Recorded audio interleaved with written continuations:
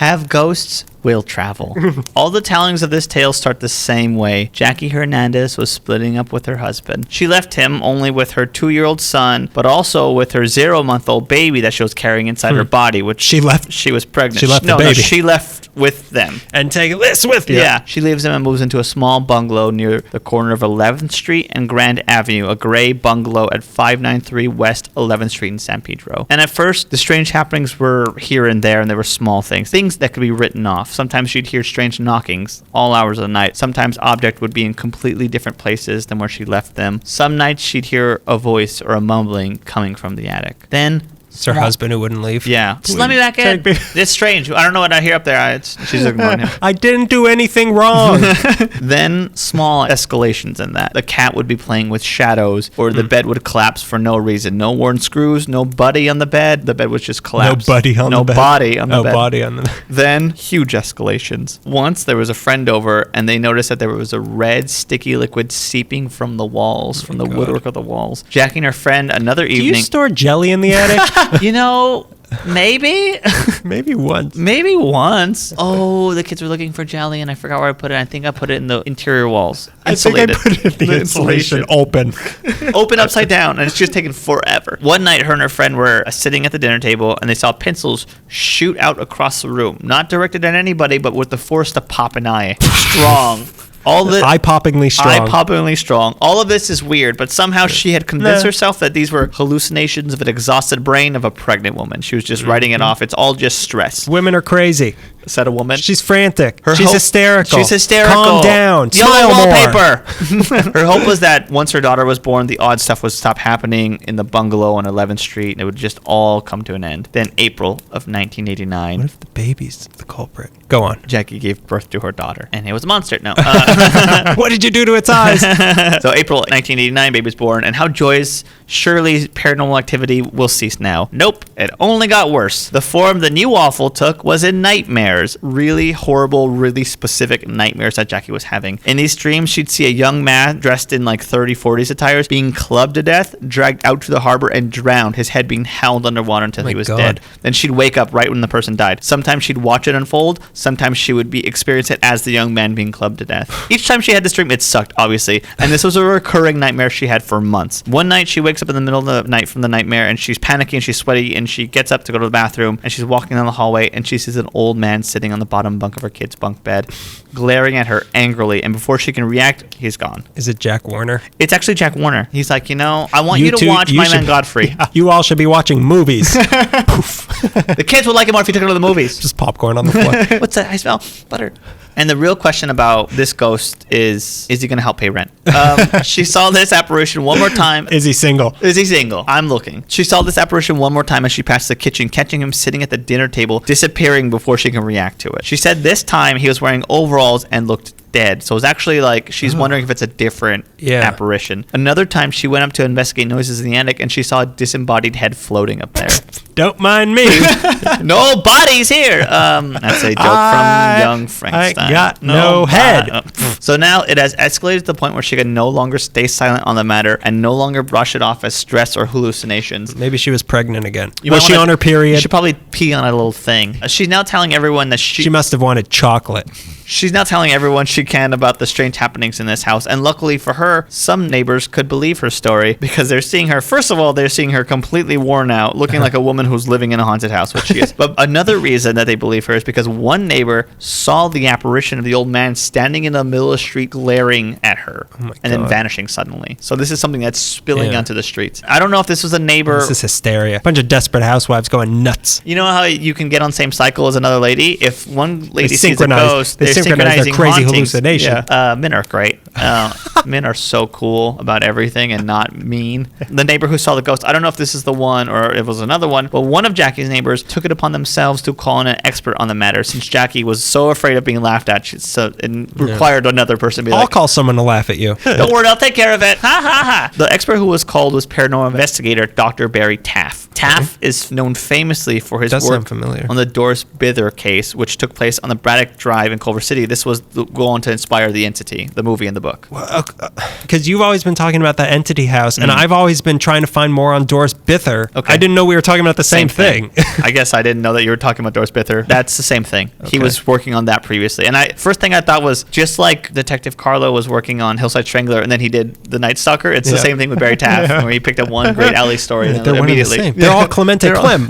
Yeah, but The Entity, that's a completely another episode we'll get to another day. So Dr. Taff is called in on the case, and initially Jackie is very hesitant to open her home to strange men with EVP meters, so she wouldn't even answer their questions. But as things continue to escalate in the bungalow, she finally decided to get Barry Taff and his crew inside to investigate. Barry's team included professional photographer Barry Conrad, a cameraman and paranormal skeptic Jeff Wheatcraft, and a fourth investigator, I don't know his name.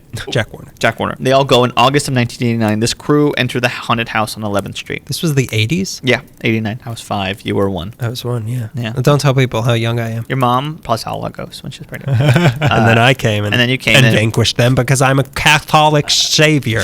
They enter the house pretty quickly. Things started to trigger these guys. It started with, common haunting stuff, feelings of discomfort. Taff even commented that he felt a great deal of pressure on his body, as if he was underwater. Then the noises from the attic started acting up, and often they'd hear a heavy footstep, like a bunch of noise and a heavy footstep. Taff commented that it sounded like a 200-pound rat in the attic. I prefer ghosts. So the team starts doing sweeps, and cameraman Jeff Wheatcraft pops his head into the attic to take photos. Remember, this guy's the skeptic. Pops his head in, click, clack, click, click, and when he suddenly Maybe he was the disembodied head. The ghost saw that. What is this? Whoa, I like that. Oh, it's Huelhauser up there. So suddenly he's up there. He's just taking photos in the dark, and he hears a noise behind him.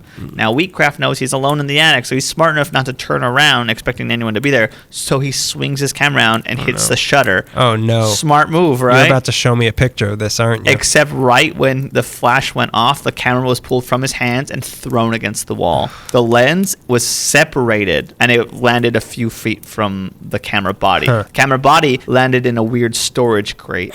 Count it. Swish. I'm glad that happened so I don't have to see the picture of what this was. Yeah, that happened. Barry Conrad, the photographer, he goes up in the attic next. He starts taking photos, and he finds that once he gets up there, his camera's malfunctioning. And he come back downstairs, and it'd be working. And he go back up there, and it wouldn't be working. And that happened. That was like day one. Now, remember, Wheatcraft is the skeptic of the team, and after all the attention in the attic, he's starting to believe that some of this may be true. It only gets worse for him. Hernandez and the team come back from the following month, September of 1989, when some of the activity begins to escalate. Dr. Taft didn't make it for this trip, but other than him, the same team comes with additional photographers, and on this trip, they get to see the red ooze coming from the walls that Jackie has seen earlier. This ooze gets sent off to a lab at UCLA for analysis, and they later find out that it's human blood plasma. Ugh. No idea what's going on You there. could sell that. Oh, money. Could someone say profit? I am a prophet. So they're collecting this red ooze that's coming out of the woodwork of the walls. They're hearing noises from the attic, but this time the noises coincided with orbs floating around the house. Then, and this is so weird and it sounds so fake, but there was a highly charged electrical light that, I don't know if it was pulsating, but it shot out of Barry Conrad and it stunned him. What? Was And it the lighthouse? It was the lighthouse, and Conrad said it was a warm sensation about it when it moved through his body. Wheatcraft, dealing with his newfound fear of ghosts, heads back up into the attic with another photographer, Gary Boehm. Once in the attic, the two rookie Scooby-Doo mistake, they split up. Go to opposite ends of the attic. So the two men in the attic, opposite ends, Jeff hears a snapping sound behind him, and before he could turn around fully, he is yanked by the neck and dragged to the corner of this tiny attic and pinned against the wall. The word hanging was used, as was the word noose, which confuses me because that's the level of manifestation that I tend to roll my eyes at, but okay, whatever. So Gary Boehm is just hearing noises coming from the dark, and he doesn't know what's happening, so he goes and he just snaps a picture in the direction, and he figures, no, now you're going to show me the picture, aren't you? Oh, God, no. this photo exists. That was the photo he took. You want to describe what you're saying?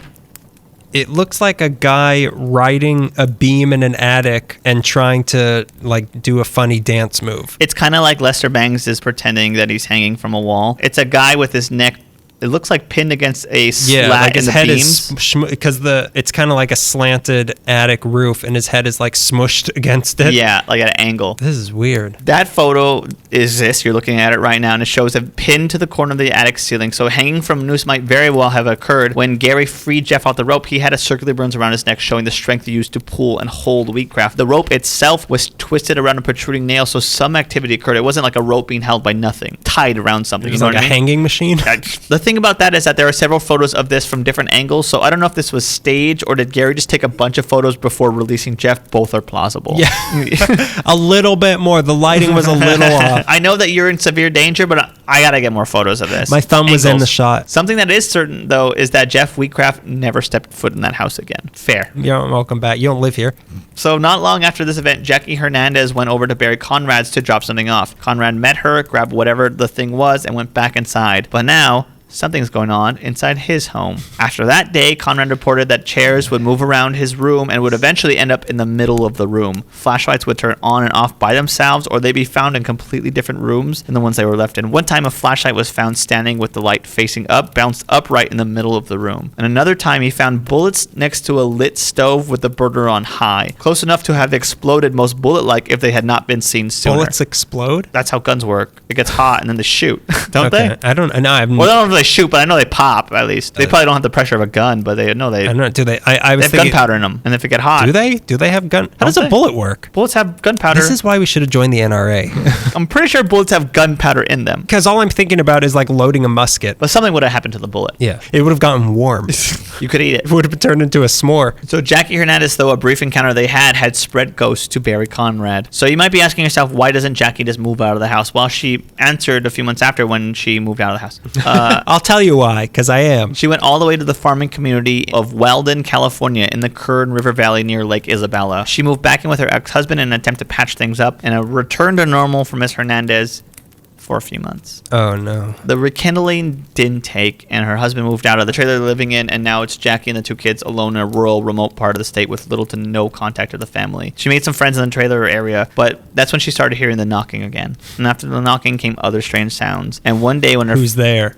No, I don't want to find out. One day when her friends were helping her move a TV into the storage shed, they all witnessed the face of a man reflected in the TV screen. Huh. So they all split. And They it was loved Ed Sullivan. Jackie recognized the face as the man from the bungalow. That night, This is Dear David. This is the Dear original David. Dear David. That night, she awoke to the sound of frantic knocking coming from inside the shed as if someone was desperately trying to get out. The ghosts had followed her to Weldon, California. She called for help. She had Barry Conrad and Jeff Wheatcraft. Not live in the same place. You can come into this one. They made the trip up to Weldon. As soon as they got there, they saw orbs of light flickering around the room. Their equipment was malfunctioning. The tripod was twisting on its own. All this is happening, and then a neighbor suggests, hey, why don't we try to talk to it with a Ouija board? Rookie mistake. So they have a seance in the trailer in Weldon. Parker Brothers Parker brand. Brothers, yeah. Once they started, the temperature in the room dropped near to freezing, and the candles they all lit for the light blew out a few times, despite there being no noticeable breeze. So Barry leads the seance and asks the usual questions. Is there someone here, or are you a ghost? Or as I would have asked, ye be ghost? In classic 90s dialect. Yeah. Both questions were met with a yes. So here's the rest of the questions and answers. The live people asked, how long have you been trapped? Ghost answers, 60 years. Yes. Did you die in the house? No. Where did you die? San Pedro Bay. Huh. Did you drown? No, I was held underwater. Did you live in the San Pedro house? The ghost answered yes. So, In a bungalow. in the bungalow, when they asked the ghost why he attacked Wheatcraft in the attic, the response was, resembles killer. Then they asked the spirit... Sorry. Then they asked the spirit why it attached itself to Jackie, and it responded, energy. And then they asked what kind of energy was it drawn to, and the spirit said, dead. So she has dead energy. I think the assumption from this is that Jackie had negative energy No about charisma. her. Just could not carry conversation. She had negative energy, and probably due to the stress and the separation and raising kids on her own. And it was that negative energy, as we were saying with you in the bathroom thing, it draws in spirits, negative spirits. Hey, come on. I'm not negative. I'm not. I'm not Greg. It was then, when they were answering questions in the seance, that Wheatcraft and the chair he was sitting in levitated off the floor as the group watched. Then the chair dropped, but Wheatcraft didn't. He remained in the air, and he was like, this is pretty cool. And then he was thrown against the wall. He was knocked unconscious, and when he came... Still pretty cool. Still pretty cool. Hey, doesn't happen a lot. When he came to, he claimed that right before he was thrown, he felt pressure compressing his diaphragm. This seance for Jackie could only lead in one direction now, investigation. So the group then looks into San Pedro bungalow and any deaths associated with the area from 60 years prior. They found an article dated March 25th, 1930, which talks about the death of a 28-year-old named Herman Henriksen, whose body was found floating under a pier in the San Pedro Bay. No foul play was detected, and the death was ruled accidental. But based on the description of Henriksen, it sounded like the apparition of maybe the old man. But why would he be an old man if he was 20? Sorry, the guy at the kitchen. You're right. Then who's the old man? She moved back to the LA area in 1990, not back to the bungalow, but back to the area, and continued to research her old home on 11th Street. She believes she found the identity of the man she saw in the bunk bedroom. She believes it was the man who built the bungalow, John Damon. No microfiche was needed for this tip, though, because one night the spirit woke Jackie up from her sleep and led her to his grave. Since then, he had not reappeared. Conrad believes that he found the killer of Hendrickson, I think, and that man was named Charles Pearson. He was a C-male. I don't say seaman. He was a C-male and had a reputation as being violent and quick-tempered around San Pedro. He also bore a close resemblance to Jeff Wheatcraft. As to why Pearson did it, we may never know. The final summation, this is very interesting. The final summation from Dr. Barry Taft was that Jackie Hernandez was manifesting the activity with her negative energy. The bungalow was not haunted. Jackie was a homing beacon for angry spirits. Just blaming it on this woman. I know, that really sucks. You're too negative. You're negative, and all the bad things that These happen ghosts, are your fault. They're trying to just have fun and drink with their buddies, and you're being a real sourpuss right now. You're being a real C-male. So the more attention she gave the spirits, and the more attention that she got for being the victim of a haunting, the stronger the spirits became. That's why when she reconciled with her husband, the activity ceased. But when she broke up again, it started again. Of course. Also, when she became actively trying to help the spirits, her energy changed as to the strength of the manifestations. They all died down. Even stranger was that Taft claims that the reason Wheatcraft was attacked was Jackie Hernandez began to develop feelings for Barry Conrad. And every time Conrad was near her, so was Wheatcraft. And the unspoken, unconscious energy about her grew resentful of Wheatcraft, which is why he was being attacked. Hernandez does admit that she had feelings for Conrad. She was angry at the accusation that she led to the attacks of Wheatcraft. Also, that she was a homing beacon for ghosts.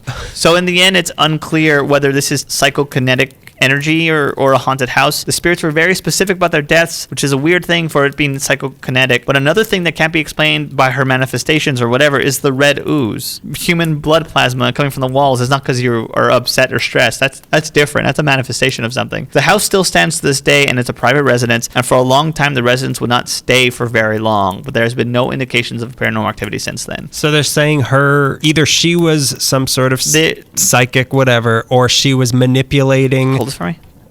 No, go ahead. Sorry. Okay, go. That was very upsetting when you showed me that picture for some reason. That she was sort of sicking ghosts on people Not she didn't like. sicking as much. I think I'm going to butcher this whole idea of like the tulpa or whatever, where like your imagination and your visions are so strong that they manifest in real life. That's what they think of a lot of cryptids and stuff. I think I was trying to explain to you. No, I saw the Wolfman. I saw the Wolfman. I'm trying to tell you. You can have sort of extra sensory visions of things, and then your belief in them makes them stronger. Okay. Like Hook.